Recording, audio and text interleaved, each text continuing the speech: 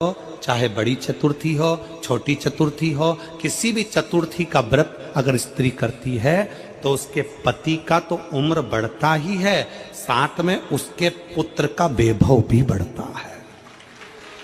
उसके पुत्र का वैभव भी बढ़ता है, उसकी संतान का सुख भी बढ़ता है।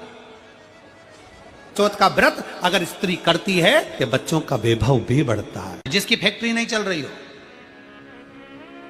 फैक्ट्री में बार बार कुछ तकलीफ आ रही हो, गाड़ियां नहीं चल रही हो, 4 व्हीलर गाड़ियां ले रखी हैं, कभी ट्रक गड़बड़ हो रहा है, कभी ट्रक में ये हो रहा है, कभी गाड़ी में ये हो रहा है, कभी बस में ये हो रहा है। बस एक काम करना है, दुर्वा का थोड़ा सा भाग लेकर पानी के लोटे में उसको डालकर 5 अक्षत के दाने उसको पटक कर उस गाड़ी के अंदर उस कलश को रख दो, बस आधे घंटे के लिए, और उस पानी को चक्के के चारों तरफ डालते डालते जाइए दुर्वा के साथ में, तकलीफ नहीं देगा। फैक्ट्री का भी यही प्रमाण है। दुर्वा में वो अमृत तत्व छुपा है जिसका सुख आनंद दे जाता है।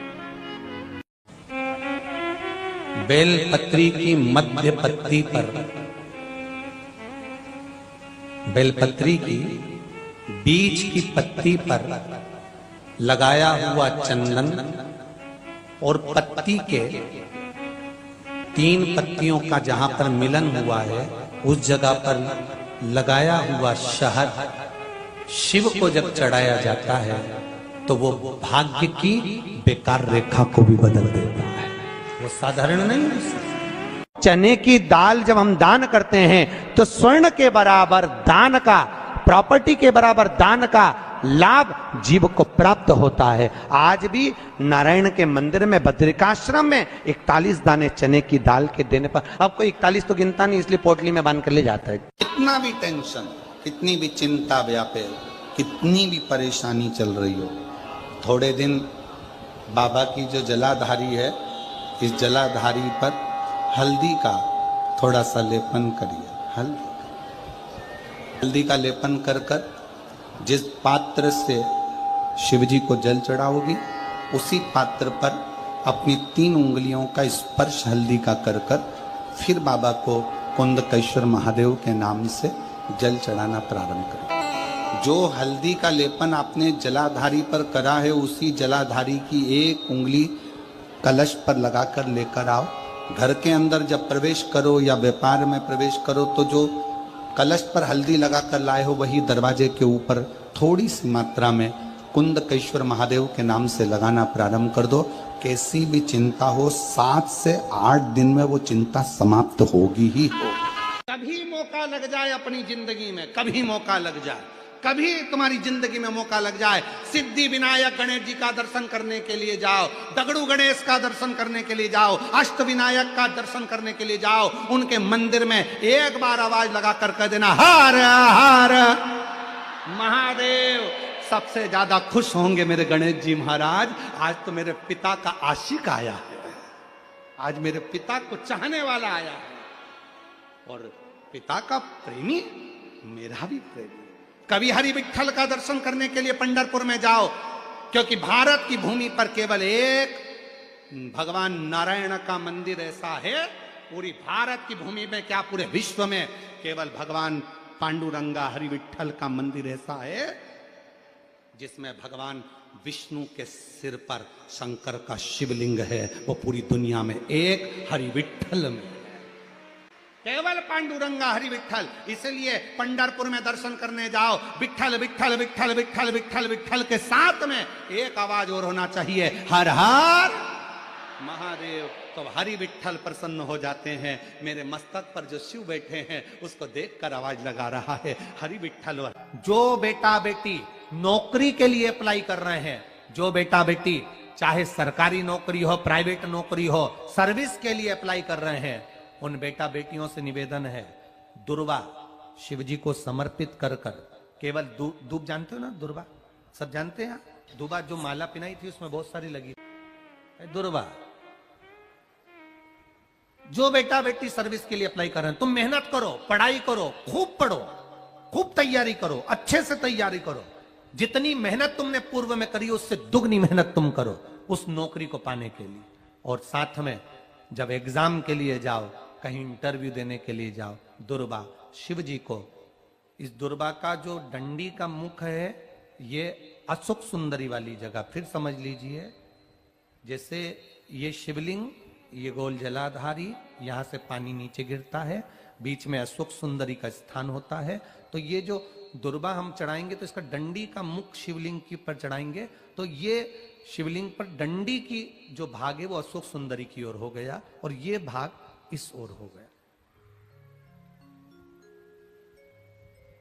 शिव जी को समर्पित कर कर पहले दुर्बा चढ़ाएंगे, उसके बाद में देवाधिदेव महादेव को 1 लोटा जल जो तुम घर से लेकर गए हो वो समर्पित करो। 3 महीना लगातार अपनी पढ़ाई की मेहनत करो, अपने इंटरव्यू की मेहनत करो और खूब अच्छा पढ़कर साथ में 1 लोटा जल और दुर्बा, शिव जी को भले 10 दुर्बा की जगह केवल 1 दुर्बा चढ़ाओ, चढ़ाकर जल चढ़ाना, 3 महीने तक लगातार बाबा से प्रार्थना करना। विश्वास कहता है अगला पत्र तुम्हारा व्यासपीठ पर होगा, नौकरी मिलेगी, निश्चित है।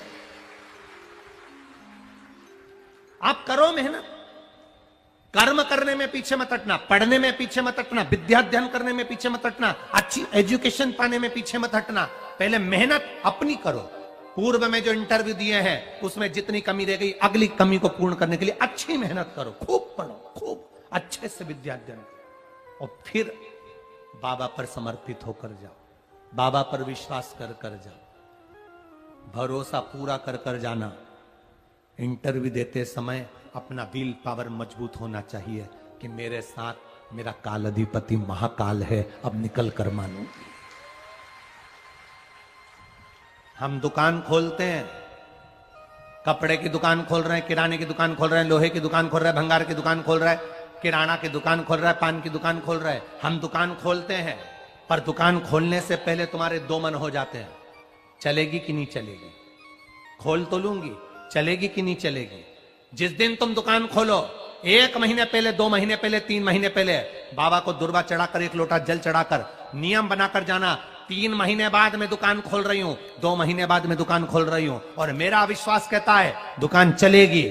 जिस दिन तुमने विचार कर लिया कि दुकान चलेगी कि नहीं चलेगी, तो वो नहीं चलेगी। जिस दिन तुमने विचार कर लिया कि दुकान खोल रही हूं, मेहनत करूंगी, दिल से करूंगी, भले मेरे पास ज्यादा माल नहीं है, जितना माल खरीद के लाऊंगी उतना बेच कर बताऊंगी क्योंकि मेरे साथ काल अधिपति महाकाल है, तो वो चलेगी। विश्वास दृढ़ करो, भरोसा पक्का करो। जिस दिन तुम्हारा विश्वास दृढ़ हो गया उस दिन तुम विजय हो गए, उस दिन तुम आनंदता में हो गए। बच्चों का विल पावर कमजोर हो रहा है, दोस्त कह देते हैं सीए की पढ़ाई बहुत कठिन है, इंजीनियरिंग की पढ़ाई बहुत कठिन है, डॉक्टर की पढ़ाई बहुत कठिन है। साथ वाले ऐसे मत ढूंढना जो तुम्हारा विल पावर कमजोर कर दे।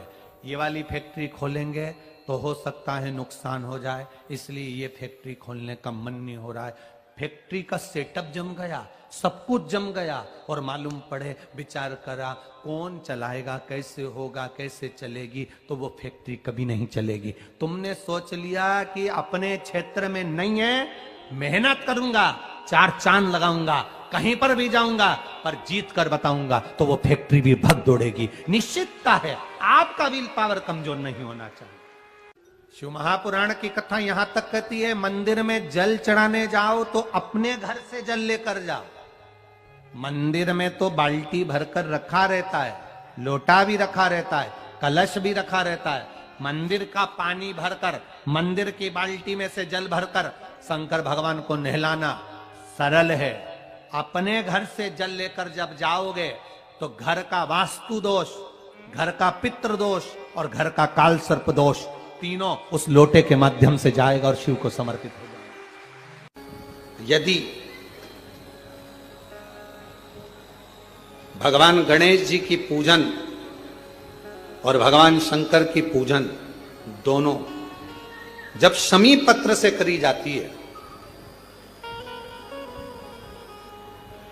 तो शरीर में कैसा भी रोग भरा पड़ा हो, डॉक्टर ने कह दिया कि यह बहुत बेकार रोग है और ये रोग इसका पीछा नहीं छोड़ेगा। यदि आपको डॉक्टर ने कह दिया कि ऐसा है, डॉक्टर की दवाइयां लो, जांच कराओ, डॉक्टर को दिखाओ, रिपोर्ट लाओ, पर साथ में 7 स्थान बताए हैं जहां पर शमी पत्र को अगर चढ़ाते रहे चढ़ाते रहे चढ़ाते रहे तो वो रोग कितना भी बड़ा हो, आखिरी में वो रोग समाप्त हो ही जाता है। 7 स्थान बताए शमी पत्र। अब शमी पत्र के 7 स्थान तो बताएं, पर शमी पत्र की इतनी महत्वता क्यों है, मंदार की इतनी महत्वता क्यों है, गणेश जी की पूजन में, शिव जी की पूजन में इतनी महत्वता क्यों है? 7 स्थान पर शमी पत्र का वर्णन किया गया। 7 स्थान शिव महापुराण के वो 7 स्थान शिवलिंग के आप लोग देखेंगे, दर्शन करेंगे। ये मानकर चलिए ये जलाधारी है, ये जहां से जल बहता है वो स्थान है, ये शिवलिंग है। समझ में आ रहा है सबको? ये शिवलिंग, ये जलाधारी, ये जल बहता है वो स्थान, बीच में अशोक सुंदरी का स्थान, गणेश जी कार्तिकेय जी का स्थान, माँ जगत जननी का हस्तकमल, शिवलिंग, ऊपर जलाधारी में जया, विषहरा, शामली बारी, दौतली, 7 स्थान बताए। पहला स्थान अशोक सुंदरी का स्थान, द्वितीय स्थान भगवान श्री गणेश जी महाराज का स्थान, जहां गणेश जी का स्थान है सीधे भाग में उस स्थान। तृतीय स्थान मां पार्वती जी का हस्तकमल। चतुर्थ स्थान भगवान शंकर का शिवलिंग। चौथा स्थान। 5वां स्थान नंदी का उठा हुआ चरण, जो नंदी का पांव उठा हुआ रहता है एक आगे वाला, 5वां स्थान। और 2 शमी पत्र भगवान शंकर के सम्मुख में से अपनी कामना कर कर 3 बार पंचाक्षर मंत्र का या श्री शिवाय नमस्तुभ्यम का स्मरण कर कर वो शमी पत्र भगवान शंकर के शिवलिंग पर फिर समर्पित कर दिया जाए। अगर ये 7 शमी पत्र समर्पित कर कर एक बेलपत्र शिव जी को समर्पित करा जाता है तो धीरे धीरे कैसा भी बड़े से बड़ा रोग हो वो धीरे धीरे कटना प्रारंभ हो जाता है। गणेश पुराण में आता है कि शमी वृक्ष की पत्ती को जब कोई नारी, पुरुष, बच्चा, बूढ़ा, जवान उस शमी के पत्ते को बेलपत्र के साथ लेकर जब शिवालय तक जाता है, जितनी देर तक वो शमी का पत्ता उसके हाथ में रहता है, जितनी देर तक शमी का पत्र उसके घर में रहता है, जितनी देर तक शमी का पत्र उसके स्पर्श में रहता है, उतने उतने शरीर के रोग, दुख, ताप काट देता है और उसे अलग से बल प्रदान कर देता है। शमी पत्र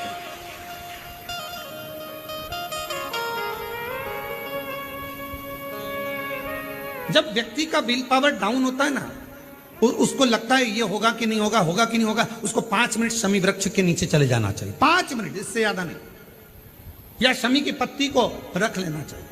में पहले एक नियम चलता था, आप लोगों के जिंदगी में भी, आपका भी बुढ़ापा आया होगा, आप भी युवान अवस्था में आए होंगे, कभी तो स्कूल गए होंगे, कभी तो पढ़ने गए होंगे।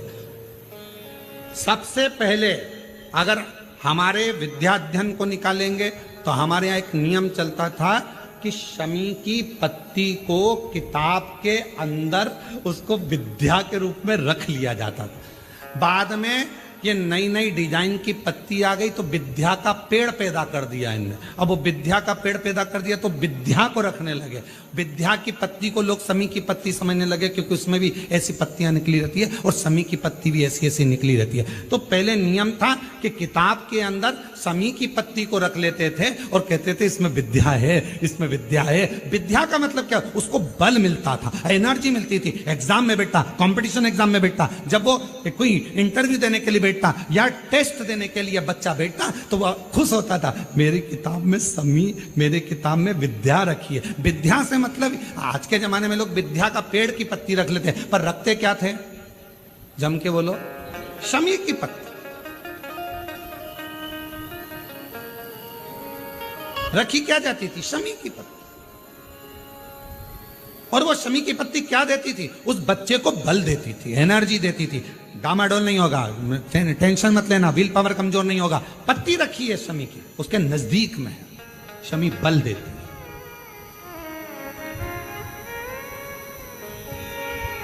जो ये ऑनलाइन कथा चल रही है, ये शमी मंदार शिव महापुराण की कथा चल रही है, शमी कथा। और बहुत सावधानी से इसका स्मरण करिएगा कि एक शमी के वृक्ष की पत्ती कितना बल दे, कितना।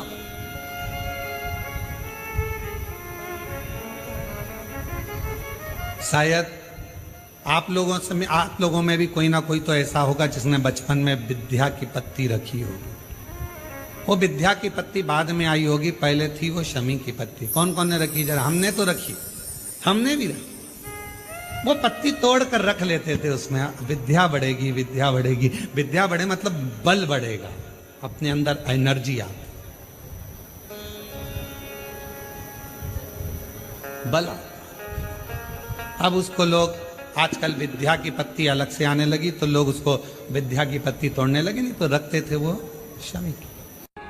नारी को, बहू को, बेटी को यश की प्राप्ति नहीं होती। वो बहुत कुछ करती है, परिवार के लिए बहुत कुछ उसने करा, उसके बाद भी अगर उसको यश नहीं मिल रहा, उसकी यशता नहीं है, उसको कुछ नहीं करना चाहिए। आपने कुछ अच्छा करा और नाम दूसरे का हो गया कि उसने अच्छा करा और आपको मिला ही नहीं।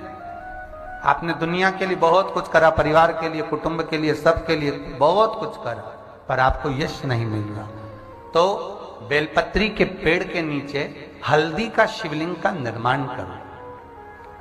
हल्दी, पिसी हुई हल्दी का शिवलिंग का निर्माण करो, उसका पूजन कर कर, घी का दिया लगाकर भगवान शंकर की वही हल्दी का शिवलिंग का तिलक अपने हृदय पर, चाहे पुरुष हो चाहे स्त्री हो, अपने हृदय पर कंठ के पास उस तिलक को लगाएं और बाबा का विसर्जन उसी बेलपत्री के पेड़ के नीचे जल डालकर कर दें। महाराज, यश मिलना प्रारंभ हो जाता है। केवल ये यश के लिए ही नहीं होता, इसका एक क्रम और है। मान लो आप किसी मीटिंग में बैठे हो, किसी अच्छी जगह पर बैठे हो, किसी कंपनी के इंटरव्यू में बैठे हुए हो, कोई कंपनी आपके कॉलेज में आई है और आप उसमें सिलेक्ट नहीं हो रहे, तो उसके लिए भी ये कार्य पूर्ण है हमारा, उसके लिए। और ये कहां पर भी काम आता है महाराज। मान लो आप किसी कार्य के लिए जा रहे हो और वो कार्य बहुत जरूरी है कि इस व्यक्ति से मुझे ये पैसे निकलवाना है, इस व्यक्ति से मुझे ये काम निकलवाना है, और वो व्यक्ति बहुत दिन से हाथ में आ ही नहीं रहा, तो उसके लिए भी ये कार्य किया जाता है। अर्थात कीर्ति शुद्ध हो, पवित्र हो और यश की प्राप्ति।